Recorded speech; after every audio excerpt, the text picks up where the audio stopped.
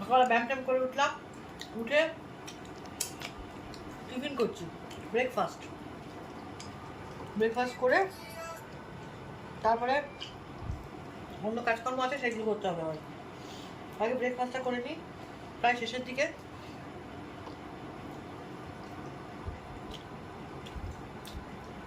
নিয়ে আবার আসছি। আজকে ভেবেছিলাম একটুখানি কোথাও বেরোবো বিকেলের দিকে, মেয়ের একটা কাজ ছিল, ওই সব খাতাগুলো আনতে হতো, কিন্তু মনে হচ্ছে আজকে হবে না। দাদা বাড়ি আসবে বলছিল একবার, আসবে কিনা আমি জানি না, সঠিক কিনা, আসলেও আসতে পারে। দাদা আসতে পারি, তাহলে আর যাবো না। এই যে দাদা সন্ধ্যাবেলা বাড়ি চলে এসেছে, হাতে করে সিঙ্গারা নিয়ে, আমি একটু চা করে দিলাম, মেয়ে খেয়ে গেল।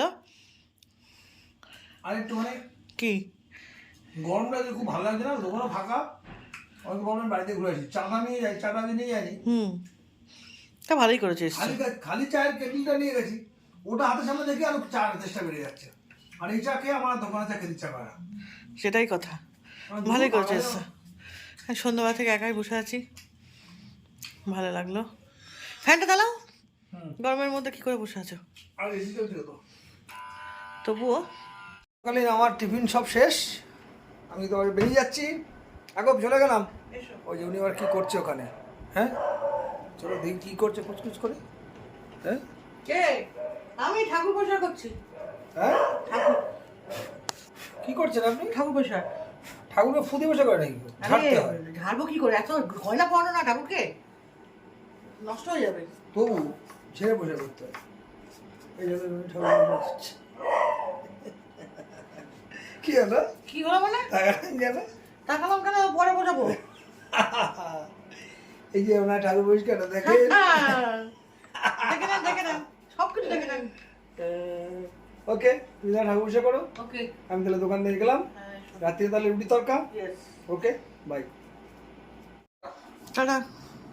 মুড়ি খেয়ে যাই তাহলে, ঠিক একদম 9টা 10-15 বসাবো। একটু আলু ভাতে, হ্যাঁ ওই 10টার মধ্যে নেমে যাবে। হ্যাঁ একটু আলু ভাতে, একটু পেঁয়াজ কুচি রাখবো। ওকে ওকে ওকে, আমি তেল দিয়ে বেরিয়ে খাবো, আর ডাল সিদ্ধ করলে ওই দিবে। টাটা। টাটা। অমলেট করবো নাকি না, নাকি সিদ্ধ দিয়ে দেবো ডিম? না না আমি সেদ্ধ খাবো না, অমলেট করে দেবো। ডিম করতে হলে আমাদের সেদ্ধ করবো না, একটু অমলেট করে দেবো। অমলেট করলে খেতে পারি, না করলে কোনো ব্যাপার নেই, ঠিক আছে। করলে খাবো। ঠিক আছে। দাদা বেরিয়ে গেল, এবার আমি আমার কাজগুলো সব সম্পন্ন করি এক এক করে, না হলে মুশকিল। চলুন দেখা যাক কীভাবে কী করি না করি, থাকুন সঙ্গে, দেখতে থাকুন। আমার জীবনটা বড়ই অগোছালো, প্রতিদিনের কাজ কোনো নির্দিষ্ট সময়ে কাজ করেই উঠতে পারি না। যদি প্রতিদিনের কাজ নির্দিষ্ট সময় করি তাহলে কি আমার কাজের কম পড়তো? যখন যেরকম মন চায় তখন সেরকম করি। আজকে মন চেয়ে সেখানটা পরিষ্কার করবো, আজকে করেই ছাড়বো। অন্যদিন ইচ্ছা হয় না তাই করি না। তাহলে ঘুমোনোর তো আমার নির্দিষ্ট কোনো টাইম নেই না। যদি দুপুরে ঘুমোলাম তা রাতে ঘুম হলো না। সারা রাত যে কীভাবে কাটে সে শুধু আমিই জানি। দুনিয়ার স্বপ্ন ফপ্ন দেখে, উল্টো পাল্টা দেখে কাটে। এই যে ঠাকুরটা এখানটা পরিষ্কার করে বসিয়ে দিলাম, যেহেতু এখানটা পরিষ্কার করলাম সেজন্য ঠাকুরটা এখানে নিয়ে এসে সুন্দর করে বসিয়ে দিলাম, এখানেই থাকে ঠাকুরটা। তারপরে সামনে ধূপ ধুনো দিয়ে খুব সুন্দর করে সাজিয়ে রেখে দিলাম। অনেক অপরিষ্কার জিনিসপত্র ছিল পরিষ্কার করার মতন, সেটা পরিষ্কার করে নিলাম। নিয়ে এই ধূপের ভেতরে না দুনিয়ার কাঠি ঢুকে বসে আছে। এইবার এই জায়গাটা দেখো তো কত সুন্দর লাগছে, কিন্তু আমার থাকবে না দুদিনের বেশি। আমার মেয়েটা রয়েছে না, এখানে এটা ওখানে ওটা ওখানে সেটা রেখে দিয়ে চলে যাবে, সব বের করে সেটাকে বের করে আর ঢোকায় না। ওটাই তো হয়ে যায় সমস্যা আমার। কী সুন্দর লাগছে না বলুন? পরিষ্কার পরিচ্ছন্ন থাকলে নিজেরও ভালো লাগে, সবার সঙ্গে সেটা শেয়ার করতেও ভালো লাগে। তারপরে চলে এলাম আমি এইখানটাতে, এই জায়গাটাতে।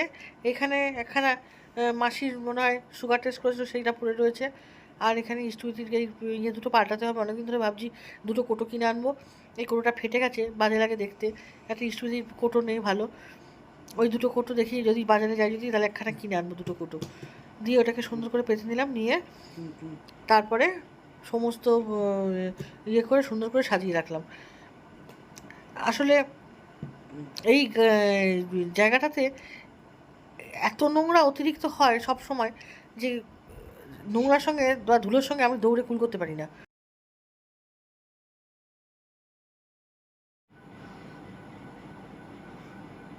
দেখো তো চিনতে পারছো কিনা জায়গাটা।